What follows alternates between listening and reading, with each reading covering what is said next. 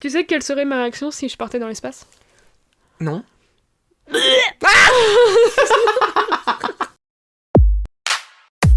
Bonjour à tous et à tous et bienvenue sur Speak. Ce podcast est disponible aussi sur Spotify, le lien est dans la description. Aujourd'hui, le sujet c'est Mars, l'espace, la colonisation de Mars. L'univers. Faut-il aller sur Mars ? Faut-il aller sur Mars ? On fait ça surtout parce que, peut-être que certains d'entre vous le savent, mais notre cher français Thomas Pesquet est reparti dans l'espace, donc pour l'ISS. Ça nous a inspiré. Et...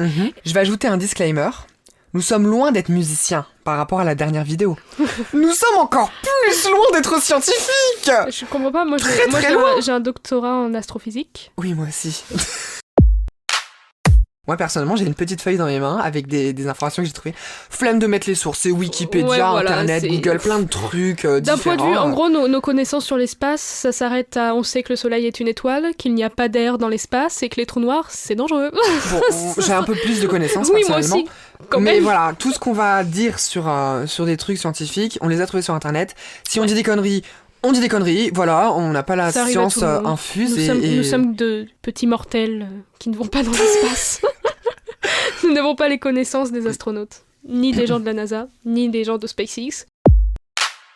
Du coup, j'ai fait des recherches un petit peu parce que, quitte à dire des choses, autant savoir de quoi on parle.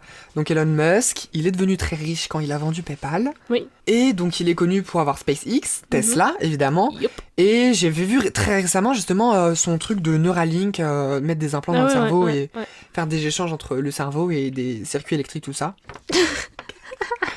On dirait, c'est trop drôle, parce que vous le voyez pas, mais en fait, il a ses notes sur vraiment une petite feuille qu'il a arrachée. Et c'est vraiment un peu à l'arrache, donc on dirait qu'il est vraiment en train de faire son TPE, parce qu'il cherche où il a marqué les infos. Non, mais j'ai des informations très intéressantes. Donc SpaceX a été fondé en 2002, et c'est une des quelques boîtes privées qui ont droit à l'accès à la ISS, donc la Station Internationale Spatiale. Ouais. Thomas Pesquet, là, justement, il s'est envolé dans... Pesquet. Oui, Thomas Pesquet. Pause. On va faire une vérification immédiate. On a une fierté de l'aérospatiale française et il sait même pas Thomas dire... Pesquet. Franchement, il y a un Français qui part dans l'espace et il se connaît même pas le nom, c'est scandaleux. Toutes mes excuses. Thomas Pesquet s'est envolé donc dans le Crew Dragon qui appartient à SpaceX. Voilà. Yeah. Moi, je voulais juste éclairer un truc par rapport à SpaceX parce qu'il y a beaucoup de malentendus là-dessus. Il y a beaucoup de gens qui pensent que c'est SpaceX et Elon Musk qui contrôlent tout. C'est pas du tout ça. En fait, SpaceX et Elon Musk n'ont aucun pouvoir, littéralement, tant que il n'y a pas vraiment un projet international spatial avec la NASA, avec les vraies organisations pour ça. Elon Musk n'a le droit de rien faire. Déjà, il n'a pas l'argent suffisant. Donc, en fait, Elon Musk, là, il a été appelé pour fournir, pour la technologie. Mais c'est pas lui qui a décidé d'aller sur Mars. Il a été autorisé par toutes les grandes organisations pour aider là-dessus. Mais c'est pas lui du tout qui dirige ça. Et il y a beaucoup de gens qui disent « Oh, Elon Musk, il est trop fort, t'as vu ce qu'il fait ?» Certes, mais c'est pas lui qui décide. Il est encore... justement, comme c'est un mec c'est une entreprise privée, SpaceX, c'est vraiment fournisseur, on crée les nouveaux trucs, mais tant qu'il n'y a pas un projet qui démarre, Elon Musk, il a le droit de rien faire, de toute manière. Ils font des modules, ils font des trucs... Voilà, donc je voulais juste faire éclair sur ça, parce que... Moi, j'avais lu Elon Musk, il est connu, en fait, pour tout ce qui touche à l'intelligence artificielle, l'énergie, je notais aéronautique, soucieux de l'avenir de l'IA, enfin... En fait, c'est un mec, limite, il est futuriste, tu vois. Ah bah pour lui c'est avenir. Pas avant-gardiste, enfin un précurseur, enfin bon. Entre guillemets précurseur, parce que justement, il est controversé. Et moi, je suis peut-être dans le côté de ceux qui le controversent, justement. Sa personne, est controversée. Parce que justement, j'ai noté des trucs. Donc, Elon Musk va trop vite quand il y a plusieurs scientifiques qui disent justement... beaucoup de grands mots au final, mais la science c'est lent, c'est long. Il dit ok, parce que là du coup il a promis, donc en 2000, j'ai noté, en 2035 des fusées et une colonie humaine autonome, en 2035, donc des fusées qui transportent des gens, et en 2050 1 million d'habitants sur Mars, donc des habitants réguliers. Est-ce qu'on n'a pas une transition toute trouvée sur... Est-ce que c'est bien d'aller sur Mars justement ? En fait moi, ce qui me dérange avec ça... Ah, ça te dérange, déjà, c'est intéressant. C'est que, en fait, j'adore cet aspect de curiosité, de vouloir aller encore le plus loin possible pour avoir le plus de savoir possible pour l'être humain, tout ça. Après, franchement, on sait même pas encore ce qu'il y a au plus profond de nos océans, mais on veut aller sur Mars, quoi. Donc je me dis, j'ai l'impression qu'il y a encore tellement de choses à améliorer, à découvrir sur notre Terre. Pourquoi on s'embête à aller sur Mars ? Je suis d'accord sur le fait, ce qu'ils font là, avec les robots qui mettent sur Mars, c'est intéressant de juste apprendre l'atmosphère, comment ça se passe. Après, y mettre des humains, déjà on sera mort bien avant, mais y mettre des humains, je vois pas l'intérêt. Récemment, ils viennent récemment de découvrir l'ADN d'un mammouth dans une dent. On vient de le découvrir là que maintenant, tu vois. Et l'autre, il est en mode, mais je veux voir si je peux respirer sur une planète où je mets des années à voyager pour y aller, tu vois. Donc j'aime cette curiosité vraiment pour le savoir. Après, pour y vivre, j'y vois pas l'intérêt. Ça serait gâcher énormément d'argent. Oh, pertinent. Énormément d'argent. Oui. Donc, et c'est surtout que enfin, ils ont... donc, je sais pas si t'as vu ça dans tes recherches. En fait, t'as le projet qui s'appelle le projet Artemis, qui est le projet de, en fait, retourner sur la Lune, de orbiter autour de la Lune, parce que jusque-là, on ne le fait pas. Elle a son propre... la Lune, elle a sa propre orbite à elle, tu vois. Ça voudrait dire que tu dois sortir de... Thomas Pesquet, actuellement, est en orbite autour de la Terre. Donc le projet Artemis, ça serait sortir de l'orbite de la Terre. Ah, et rester dans l'orbite et le champ magnétique de gravitation et entrer dans celui de la Lune. Et il disait que déjà, ils vont devoir... Il disait, quand j'ai regardé beaucoup d'interviews, qu'en fait, ça va déjà mettre des années en fait, ils veulent être sûrs de déjà y arriver à coup sûr pour la Lune, avant de le faire sur Mars. Ouais. Donc en fait, la Lune, ça va être un entraînement pour Mars, quoi. Mm-hmm. Donc déjà, il y a ça à voir. Et c'est déjà... Pour l'instant, je trouve ça très bien qu'il y ait des robots vraiment qui prennent des échantillons, qui prennent des vidéos, tout ça, je trouve ça passionnant. Après, vraiment, pour y vivre... ouais. Sauf si on sait qu'il y a un astéroïde qui, dans 100 ans, à partir d'aujourd'hui, va exploser la Terre et qui, le but, c'est un exode, quoi, mais sinon... Ouais, bah, tu sais quoi, je suis entièrement d'accord avec toi. Moi, ce que j'ai noté... Alors, j'ai noté pourquoi coloniser une autre planète pour la détruire. Parce que honnêtement, et j'ai noté, depuis quelque temps, j'ai une grande aversion pour le gâchis et l'inutile. Donc vraiment, pourquoi ? Et puis c'est pareil, ça coûtera tellement cher, tellement de moyens financiers, tellement de moyens technologiques, qu'on n'a pas encore en fait. Et je me dis pourquoi ? En fait, moi je trouve que ça sert vraiment... Je suis assez catégorique, je suis pas scientifique, mais en tant que simple homme lambda qui n'a aucune connaissance, je me dis c'est vraiment inutile. Alors non, c'est pas inutile. Je pense que ça sert à rien. Je me dis, on a une belle planète, pourquoi est-ce qu'on... ça sert à rien. Envoyer des robots pour récolter du savoir, ça je trouve ça très intéressant. Bien sûr. Parce que on n'en a jamais trop, tu vois, du savoir. C'est toujours intéressant d'apprendre plus tous les jours, tu vois. Et t'as beaucoup de gens justement j'ai vu qu'ils en parlaient, ils disaient, au final, pourquoi ils vont dans l'espace ? À quoi sert l'ISS ? Qu'est-ce qu'ils font là-dedans ? Et en fait, j'ai vu, parce que même moi je savais pas trop, c'était un peu flou. Ouais. En fait, dans l'ISS, il passe, donc là, en gros, entre autres, Thomas Pesquet va passer 6 mois à faire plein d'expériences dans l'ISS. Et c'est des toutes petites expériences, mais qui servent énormément à améliorer la vie sur Terre, en fait. Donc, en fait, ils partent dans l'espace pour étudier et améliorer et savoir comment améliorer la vie sur Terre. Là, je trouve ça intéressant. Je trouve ça parce qu'en fait, justement, par exemple, j'ai vu qu'en gros, une de ces expériences qu'il va devoir faire, c'est il a pris une cellule souche sur Terre et il va tester comment elle évolue dans l'espace, sans gravité, dans tout ça. Et ils vont tester cette cellule qui est connue pour, en fait, c'est juste une cellule, mais elle est extrêmement vivante. En fait, elle grandit très vite. Ils veulent juste savoir comment elle réagit dans l'espace, quoi. Et c'est des expériences qui, pareil, je crois qu'ils veulent tester un peu l'évolution ou les traitements par rapport à quelques maladies, des trucs comme ça. Mais pour la Terre, pour revenir avec des informations, tu vois. Il y a surtout que, justement, moi, j'ai noté pas mal de problèmes. Alors, j'ai noté des problèmes, j'ai noté des trucs que j'aimerais beaucoup dire. Comme je disais, je pense que c'est vraiment inutile dans le sens où on sait ce que les humains font. À un moment donné, il faut être conscient. Il faut se rendre compte que le réchauffement le dérèglement climatique et tous les problèmes de pollution augmentent de manière exponentielle. Depuis, tu vois, il y a 100 ans, on n'avait pas le même mode de vie. Je pense qu'il faut en être conscient. Est-ce qu'on va changer vraiment si on est sur Mars ? Enfin, à un moment donné, je me dis, l'humain est un humain, donc voilà. On a une belle planète quand même. Et comme tu dis, on n'a même pas exploré nos fonds marins jusqu'au bout. Et c'est joli, la vie est belle, enfin, c'est minuscule, mais je veux dire, on a une jolie planète, donc pourquoi est-ce qu'on n'essaye pas déjà de préserver et sauver, limite, celle qu'on a aujourd'hui ? Je me dis, c'est quoi ça ? On dirait, tu sais quelle vibe ça me donne, ça ?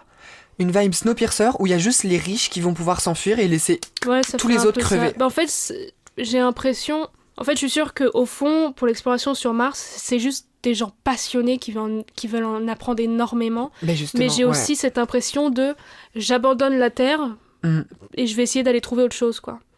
Donc je suis sûre qu'au fond, leur but c'est très scientifique et tout ça, et il n'y a pas de problème. Mais je me dis, rien qu'avec le Covid, voilà, on a une maladie et regarde ce qui nous arrive, quoi. Et c'est des expériences de ce genre qui font dans l'ISS, qui aident à améliorer tellement la science, et on s'en rend même pas compte parce qu'on en parle très peu au final, à moins qu'il y ait un décollage. On en parle très peu de ce qui se passe dans l'ISS et des expériences avec lesquelles ils reviennent. Je pense que si tu es penché sur le sujet, tu te prêtes plus... Mais donc du coup, je suis en mode... tu vois ce qui arrive en ce moment en Inde avec le variant du Covid, c'est tragique. Le bazar. C'est tragique ce qui se passe en Inde, quoi. Et donc je me dis, avant de savoir ce qu'il y a dans le sable de Mars, peut-être... je me rends compte que c'est pas facile et que t'as des scientifiques qui tous les jours bossent dessus à fond au point de pas dormir, tu vois. Mais je me dis, il y a tellement de choses à améliorer encore pour améliorer notre vie, quoi. Ah non, mais oui, on est totalement du point de vue. C'est marrant parce que là, cette fois, on n'est pas sur un pour un contre, on est tous les deux en fait, contre. C'est vraiment Mars, j'y vois l'intérêt pour le développement du savoir. C'est comme sur le développement des intelligences artificielles, je veux dire, oui, on va peut-être dire que j'ai regardé trop de films, mais je pense aussi qu'il faut faire attention à ce qu'on fait avec l'intelligence artificielle. Mais c'est pas pour rien que Black Mirror, la série, ils l'ont arrêté. Hein. Girl. Le créateur, il a dit, bah non, ça ressemble un peu trop à la vraie vie, maintenant, j'ai plus rien à faire. Donc, voilà. Non, mais c'est pour ça, et je serais satisfait si, alors... Bichette parce que t'as bossé dessus et ton projet échoue, mais je veux dire, si les choses ne se font pas, je serais content parce que je pense vraiment que c'est quelque chose à ne pas faire. Pourquoi aller sur Mars, justement, si ça a traversé l'idée des gens, c'est parce que c'est peut-être possible, dans le sens où j'ai noté, vivable, donc, c'est ça, l'inclinaison de l'axe est similaire plus ou moins à celle de la Terre, la durée des jours est plus ou moins à celle de la Terre, l'atmosphère existe mais est très faible, et après il y a évidemment plein de différences. L'énergie solaire qui est plus faible, la gravité qui est plus faible, pas beaucoup d'eau, pas de magnétosphère, donc qui dévie les vents solaires. Je suis clairement en train de lire ce que j'ai noté. J'ai vu que récemment ils ont réussi à créer du CO2 sur Mars. Oui, justement, c'est très intéressant parce que tu dis, du coup moi j'ai noté des problèmes scientifiques. Bon, c'est pas scientifique mais déjà financé, c'est un énorme problème. Oui, tu m'étonnes. La gravité est plus faible et il y a plus d'irradiation, donc comment pérenniser justement une population sur Mars, ça c'est des problèmes qui se posent. C'est une planète stérile, je veux dire, alors la représentation qu'on s'en fait souvent dans l'imaginaire pop culture, c'est une planète rouge, le ciel est rouge, il y a de la poussière partout, désert, voilà. Donc c'est une planète qui est stérile, je veux dire, il n'y a pas de plantes. On a retrouvé des traces d'eau sous forme de glace, c'est ça ? On n'a pas retrouvé des traces de genre micro-organismes dans le sens où il y a eu de la vie, mais c'était... Ouais. Ah, je sais pas. je crois qu'ils ont retrouvé des genres de... Mais c'est vraiment des micro-organismes, ça ressemble à rien. Mais ce qui montre que quelque chose peut vivre dessus, quoi. Ouais. Mais y mettre des humains, pour l'instant, c'est impossible. Y mettre des humains, c'est possible, mais comment faire que ce soit justement autonome ? Parce que l'objectif, ce serait d'être autonome. Justement, j'ai noté aussi que le voyage serait un voyage plus ou moins dangereux à cause des radiations. Ouais. Comment est-ce qu'on communique entre la Terre et Mars ? Parce que j'avais lu justement qu'ils voulaient, les fusées, les lancer au moment où Mars et la Terre sont plutôt proches. Ouais. Envoyer des humains lambda, parce que là, techniquement, SpaceX, ils vont faire leur premier voyage privé. Donc, c'est des gens qui ont acheté pour, je ne sais pas le prix, mais des gens lambda, entre guillemets. Pas des scientifiques. Qui ne sont pas astronautes ou quoi, qui ont payé pour une formation astronaute et qui veulent partir dans l'espace. Ils vont pas aller dans Mars, ça va être le premier vol privé et c'est fait par SpaceX. Mais donc, du coup, je me dis, pour aller sur Mars, t'imagines le nombre d'humains qui vont devoir apprendre à aller dans l'espace. Parce qu'un entraînement, déjà, en fait, à partir du moment pour devenir astronaute, tu passes un premier test médical, dans le sens où si t'es malade dans Space Mountain, tu ne seras jamais astronaute. Ça s'arrête là. En fait, bisous. T'as un test médical vraiment de base, tu dois avoir une force, parce que ils montent, là actuellement, en orbite, ils sont à 28 000 km/h. À 28 000 km/h sans gravité zéro, et quand ils montent, ils gagnent en G, donc en gravité de hyper vite, donc dès qu'il monte, il prend en G, donc quand tu prends en G, c'est l'inverse de perdre de la gravité, donc de flotter, t'es très très très attiré par la Terre, et donc tu te prends un poids, t'as l'impression que t'as un éléphant sur la poitrine, littéralement. Ah ouais, donc ça c'est des calculs rien que ça, tu peux entraîner quelqu'un autant que tu veux. Je pense que si t'es pas fait naturellement pour, tu ne partiras pas. Parce que là, en théorie, ce qui se passe, c'est que si tu veux faire vivre des gens sur Mars, c'est dans une sorte de bulle. Ouais. Il faudrait terraformer la Terre. Alors non, on n'est pas dans Animal Crossing. Mais il faudrait... Enfin non, terraformer Mars, du coup, pas la Terre. Ouais. La Terre J'ai de noté Mars. Créer une atmosphère avec des bombes thermonucléaires. Pardon. Non mais... non. Quoi ? En fait, rien que... Ils doivent lâcher des bombes pour relâcher du CO2 et créer une atmosphère. De toute façon, avant qu'il y ait un premier humain qui mette le pied là-bas, on sera tous morts. Là, actuellement, avec leurs robots, de voir des films ou de voir des photos aussi nettes de Mars. Mais oui. Je trouve ça incroyable. Tu dis, putain, cette planète, elle est à des années de nous, et on a des images 4K du truc, quoi. Je trouve ça vraiment incroyable, tu vois. Moi, je suis plus excitée par rapport au programme Artemis, dans le sens où là, ça va être la Lune. La Lune, on la voit. Techniquement, tu peux voir Mars aussi. Mais bon, la Lune, on la voit. Est clairement plus proche. Et c'est tellement plus... Enfin, pour l'instant, ça a tellement pour moi plus de sens. Plus personne n'a remis les pieds sur la Lune depuis tellement longtemps. Depuis Neil Armstrong et tout ça ? Non, je crois qu'il y a eu d'autres gens depuis. Il y en a eu d'autres après qui sont allés, mais très peu. Mais on l'a fait une fois. Et on n'est même pas retourné sur la Lune depuis. Donc effectivement, il n'y a rien à faire sur la Lune. Il n'y a vraiment rien à faire. Genre, c'est un fucking désert blanc. Prendre une photo de la Terre. Tu vois, ouais, voilà, mais bon, si t'as pas besoin d'aller sur la Lune, ça. Twerker sur la Lune, c'est une bonne anecdote de soirée, je trouve. Ou même de speed dating. Tu fais quoi dans la vie ? J'ai twerké sur la Lune. Tu mets ça en description, genre. Bio Tinder. En fait, mais je comprends cette fascination qu'on a pour l'espace depuis fort longtemps. Tu vois déjà, à l'époque de Jules Verne, à l'époque, c'était quand ça, 19e siècle. Moi, je me rappelle quand j'avais genre 7 ans. Mais tout le monde, mais bien sûr. On avait tous des petits livres. Mais même il y a plus de 100 ans, il y avait déjà une fascination de la part des humains pour l'espace. À l'époque où ils croyaient qu'il y avait... Bah oui. Les Égyptiens, ils s'aidaient de ouf des étoiles et tout ça, pour les maths, tout ça. Mais oui, l'époque l'époque avec l'éther, là, où ils croyaient que c'était cette espèce de matière qui peuplait l'espace. Enfin, on en a appris énormément depuis, mais ça a toujours fasciné. Aller dans le ciel, ça fascinait. On a réussi à aller dans le ciel, ce qui est quand même assez fou. Maintenant, c'est l'espace. Moi, tu vois, je rêve plus d'une société qu'on voit... Bon, je rêve avec des guillemets. Tu sais, les sociétés un peu futuristiques où, oh là là, la vie est trop belle. Enfin, tu sais, les trucs hyper modernes, là, clichés, voilà. Il y a pas si longtemps, on a pris la première photo d'un trou noir, je crois. Ouais. Donc t'es en mode, un trou noir. Rien que, en fait, pour moi, le concept d'un trou noir. Genre un truc où il y a rien derrière. Ça, moi aussi, j'ai du mal, là. L'astrophysique, ouais, voilà, mais en soi, c'est passionnant parce que c'est tellement dur de s'imaginer, d'avoir le concept du rien. Tu te dis en mode, comment ça se fait qu'il y a forcément quelque chose derrière ? Donc là, t'es en mode, mais putain, qu'est-ce qu'il y a derrière, tu vois ? Donc rien que ça, avant de foutre des humains sur la Terre, sur Mars, je trouve ça tellement plus passionnant d'en apprendre plus depuis la Terre, sur tout le reste, quoi. Ce que je trouve rigolo, c'est des fois quand tu lis ou tu vois des trucs, notamment, je pense j'avais eu une BD... il y a assez longtemps où c'était un peu vibe Jules Verne, où c'est des gens, ils cherchaient à aller dans l'espace avec des montgolfières. What the fuck. Bref. Jules Verne, quoi. Et tu vois je crois pas que c'était Jules Verne, je sais plus. Et tu vois à quel point, en fait, nous, aujourd'hui, en 2021, tout le savoir qu'on a par rapport à eux, tu te dis... Ouais, tu m'étonnes.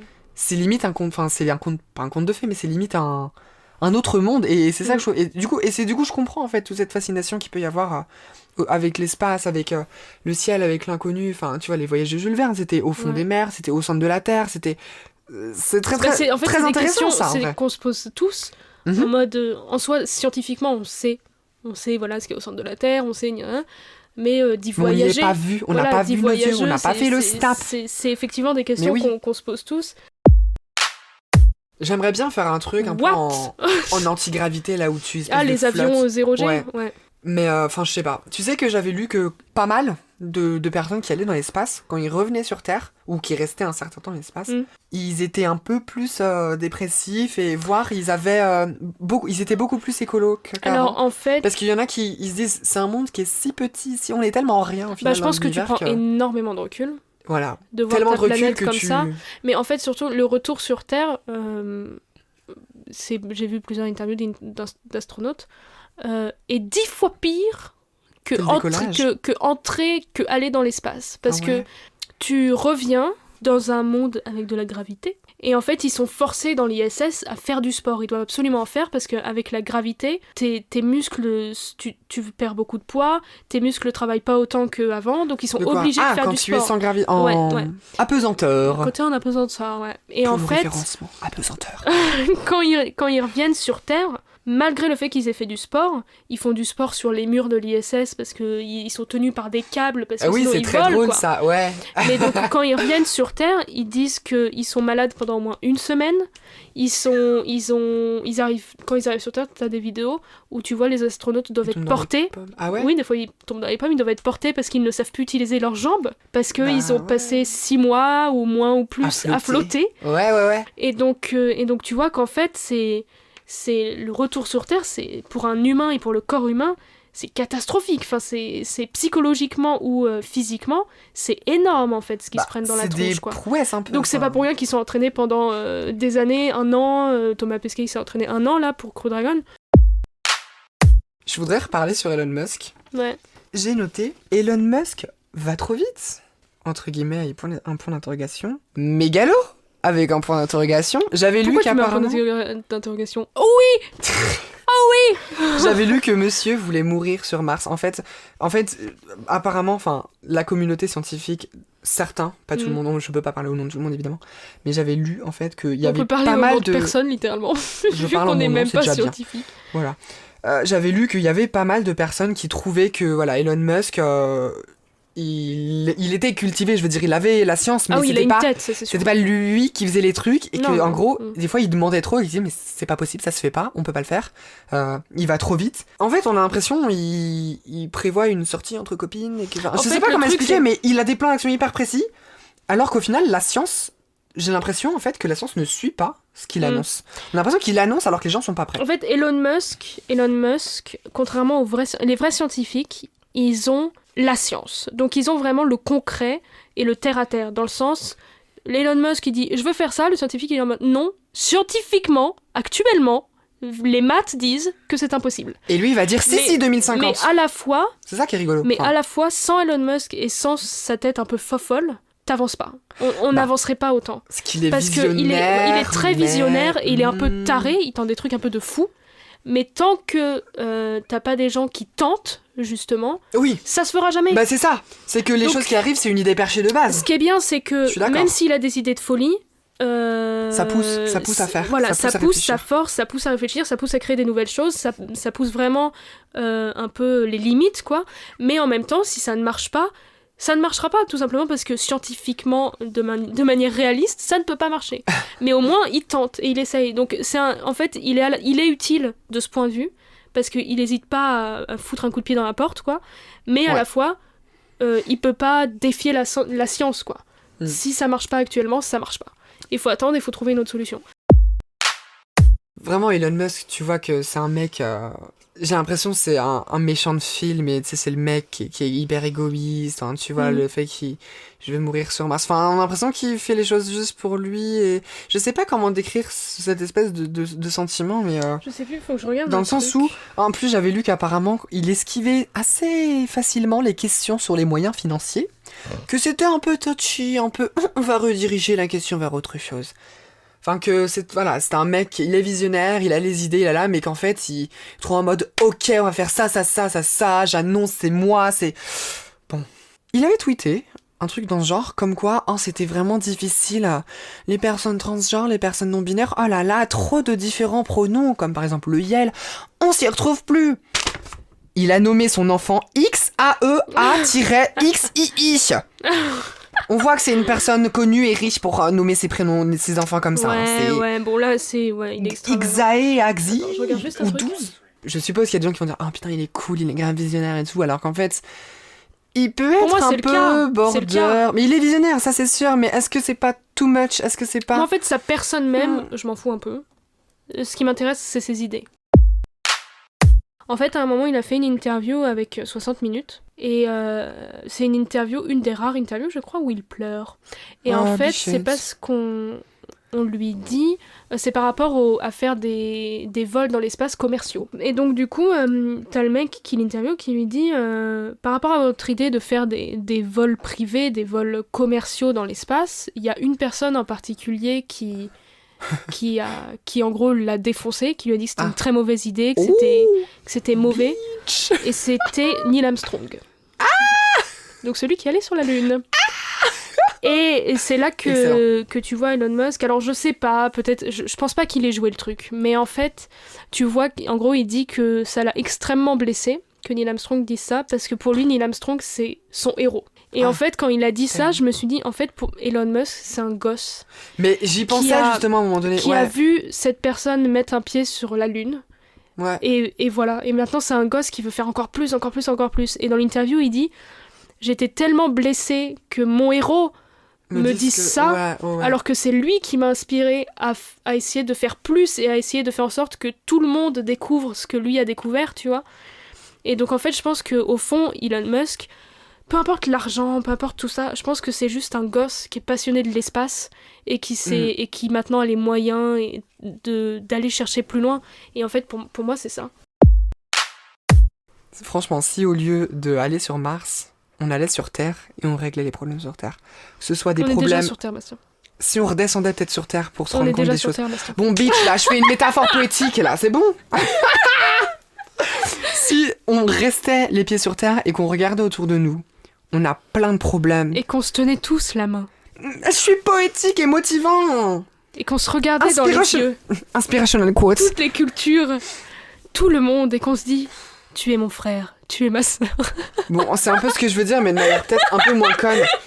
On a plein de problèmes environnementaux, on a plein de problèmes sociétaux, on a plein de problèmes politiques. Déjà... Des problèmes tout court. On a plein de problèmes. Déjà, tous les problèmes, ils sont partout. Ouais. Si on réglait ça... Non mais honnêtement, moi je pense vraiment que c'est pas du tout quelque chose dans le sens où d'intéressant à faire. C'est pas en allant faire des expériences dans l'espace que tu vas régler qui est le président des États-Unis. Tu vois, je pense pas que ça va changer quoi que ce soit. Les expériences dans l'espace, ça aide vraiment d'un point de vue scientifique, biologique, nature, tout ça, les maladies, les virus, tout ça, ça aide pas la démocratie. Tu vois, je pense pas. Ils amènent pas Biden dans l'ISS pour lui faire tester la gravité, tu vois. Moi, si j'ai une idée qui peut être sympa pour conclure. Si on te proposait, pense pas aux facteurs chiants, genre argent, temps, toute cette merde.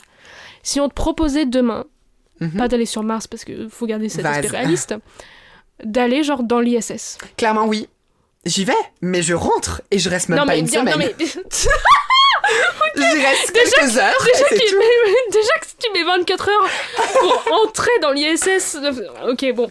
En vrai... Si on te proposait d'aller dans l'espace et de rester en orbite autour de la Terre. Pendant 2 semaines. Ouais, vas-y si tu veux. J'hésite en fait, parce que je suis très curieux comme...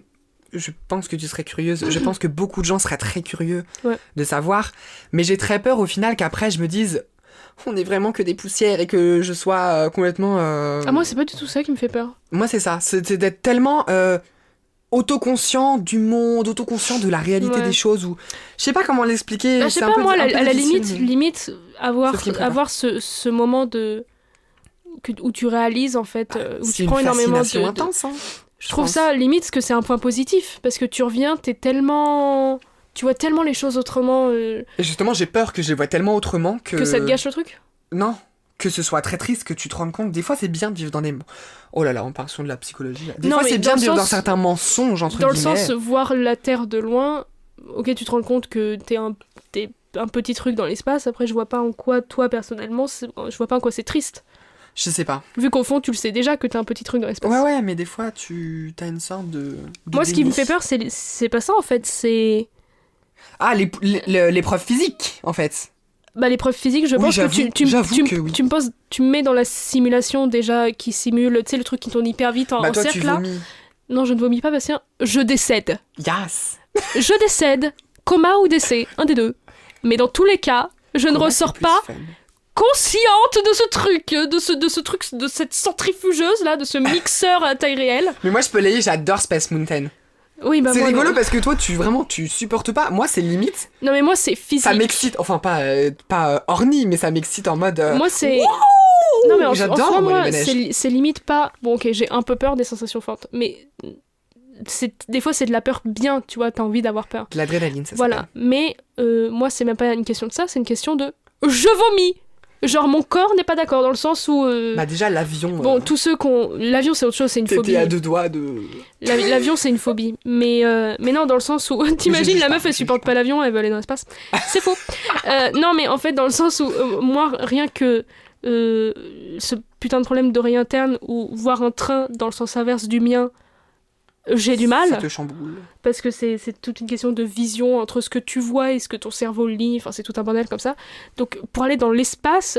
Rien que partir dans la fusée où t'es pas droit, t'es allongé vers le ciel, je serais en mode wow. Si tu m'enlèves tout l'aspect malade et vomir ma race et mes tripes, Pourquoi je pense pas que je pense que j'irai pas. Ah ouais, quand même. Je pense que l'espace me fait peur. étonnée. Alors en plus faire une sortie, parce que tu sais des fois ils font des sorties hors de l'ISS. Donc ça s'appelle Mais toi, t'as vu Gravity, c'est bon en fait, t'es paniqué, c'est ça? Non, parce qu'il se détache et il est paumé tout seul dans Ouais, l'espace. moi c'est un peu ma panique Ouais, aussi. c'est un peu ces genres de peurs irréelles, tu sais, les peurs La irrationnelles. claustrophobie inversée. C'est dans Mais un ouais, tellement voilà. grand espace. Mais c'est surtout que tu flottes, c'est pas comme si tu pouvais nager. Oui, bah ça aussi, Tu vois. j'aurais peur d'être... En fait, tu touches rien, mais tu peux plus, parce que comme t'as rien... Bah oui, t'as rien. T'es là, tu fais un symbole. Tu fais un mouvement de brasse, T'es mais paumé. il se passe rien. Et en plus, t'as de l'oxygène limité, tout ça. Non, mais en plus, Alors, ça s'appelle panique. comment des sorties extravéhiculaires, je crois. Ça me paraît très logique. Hors du truc, là. Hors de du l'ISS, vaisseau. quoi, ouais. Et te dire que c'est Thomas Pesquet, il disait que c'est le truc le plus flippant parce qu'en fait, tu sors et tu as 400 km de vide parce qu'en dessous, c'est la Terre après. Déjà, moi j'aime bien pas. prendre un dodan en voiture, c'est des sensations agréables. Restons Ça fait les sur petits Terre. guillis dans le ventre quand tu passes Voilà. sous un tunnel. Mais en tout cas, quand même, gros respect pour nos astronautes. Oui, J'applaudis notre Thomas Pesquet qui est notre fierté nationale quand même. work bitch. Et je vous conseille de le suivre sur Instagram. Parce que sur Instagram, il poste des photos, là, tranquille, à travers la fenêtre de l'ISS, en mode « Ouh, il y a la Terre !» En tout cas, je trouvais ça assez intéressant, ce sujet de podcast, parce que ça change un peu de sujets faciles comme les De séries nos ou trucs quoi. légers, Ouais. ouais. J'ai été contente de faire Bon, j'ai pas fait 5 heures, hein, mais j'ai fait quelques recherches, je trouvais ça intéressant et tout, et de parler d'un sujet... Voilà, hein, ce dont on a parlé, on est vraiment pas scientifique, on a parlé de ce qu'on a vu sur internet et de ce qu'on sait avec notre petit cerveau, vraiment. Non, je trouve ça intéressant, effectivement, comme tu dis, de faire des recherches. Ouais. Parce qu'on fait pas des recherches hyper poussées, juste vraiment les recherches qui nous permettent de se lancer dans le sujet, quoi. C'est clair. Mais je trouve ça intéressant, c'est satisfaisant de faire des recherches, et en plus on fait des fois pas les mêmes recherches, on n'a pas les mêmes infos. Mais c'est ça qui est cool donc en plus. on découvre des trucs, donc c'est grave intéressant, et surtout sur un sujet aussi large et un peu dingue qu'est l'espace et l'exploration dans l'espace, quoi. C'est vrai.